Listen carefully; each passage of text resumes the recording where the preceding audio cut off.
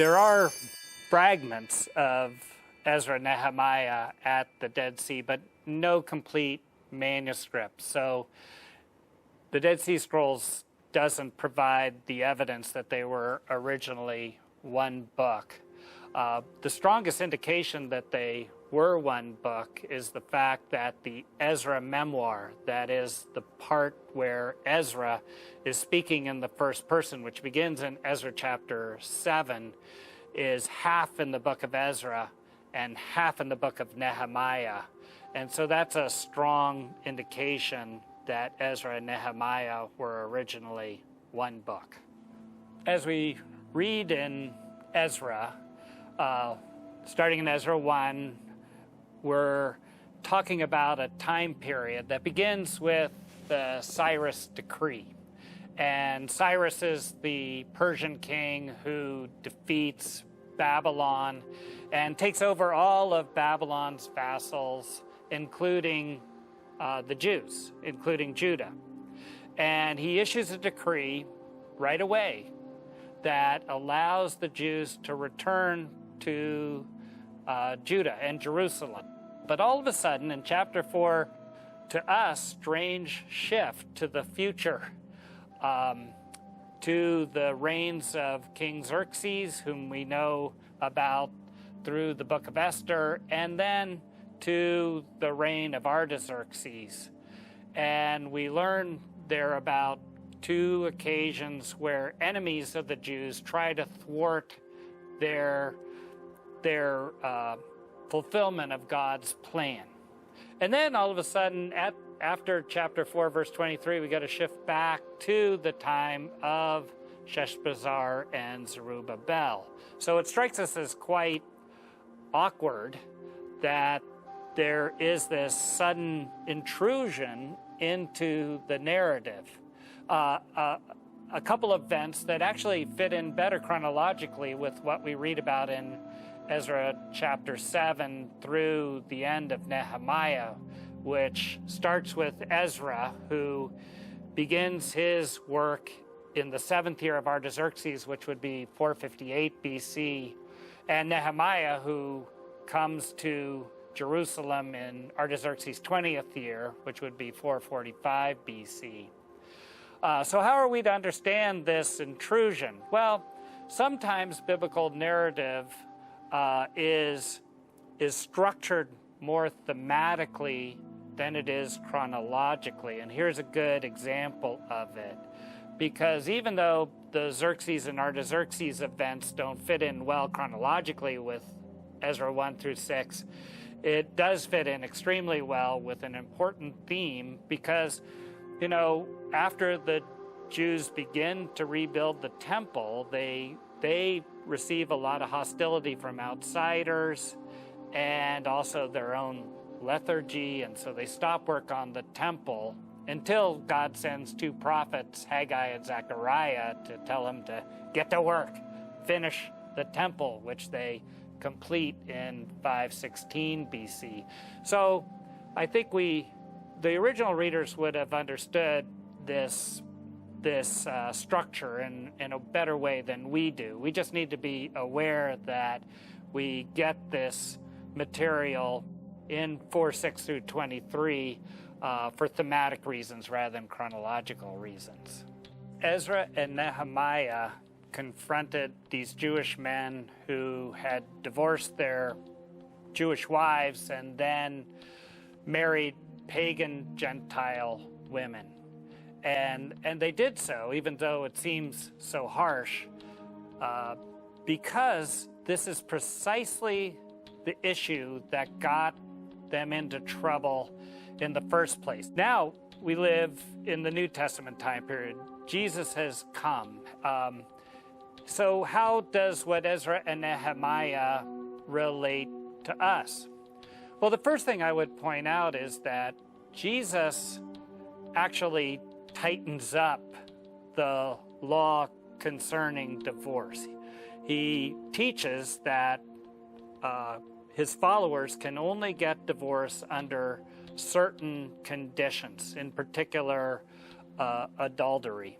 You'll remember that when he did, the disciples said to him, But the law of Moses permitted divorce under these circumstances that you're saying we can't get a divorce. Jesus responds by saying that's because your hearts were hard, implying that now that I've come, you can live by a higher standard. Indeed, it is interesting and important to realize that as we as Christians look at the Old Testament law, it still applies, as Matthew chapter 5, verse 17 and following says, not a jot or tittle will pass from the law until it's been fulfilled. So when you ask the question, does the Old Testament law still apply to us today, you have to ask the question for each specific law, because sometimes the law is no longer relevant, like laws concerning sacrifice or food, because Jesus has fulfilled those laws and they're no longer to be observed. Now, of course, the wall of separation has come down, as Paul teaches in Ephesians. There's no longer a wall of separation between Jews and Gentiles as there was during the time of Ezra and Nehemiah. So certainly there's absolutely no restriction in marrying across, racial lines or ethnic lines or anything like that. But Paul does teach, granted not concerning directly marriage, but it certainly would apply in marriage, that we shouldn't be unequally yoked. So I think that is telling Christians that we shouldn't sort of knowingly marry a non-believer to enter into the most intimate of all human relationships with somebody who doesn't share our very core and most fundamental belief. 以斯拉记当中有两个很重要的主题。第一个主题是提起我们有一位全能的上帝，这位全能的上帝他掌权，他激动了古列王，让他可以让这一群体回到耶路撒冷。以斯拉记里面第二个主题是有关圣洁的子民，因为经过了被掳时代的一些事情，他们被分散在很远的地方，所以圣洁的观念特别的在这本书里面强调。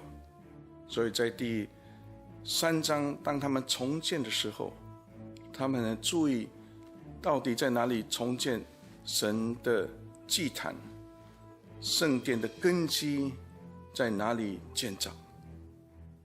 他们也不允许其他的人参与，因为他们盼望可以借着这方面的重建，可以见证神的荣耀。圣洁的观念又在哪里出现呢？其实出现在以斯拉记的祷告。以斯拉在祷告的当中特别提起这些圣洁的子民是神所赐的种子，用这个种子，其实这也就是基本希伯来文的那个字，其实那个种子也就是后裔。从创世纪第15章，神就要让以色列的子民跟别人也不同。当然这一次回到耶路撒冷的群体，他面对当地的居民跟创世纪的15章所提出来的居民已经不一样了，但是这7个种族的名字还重新出现。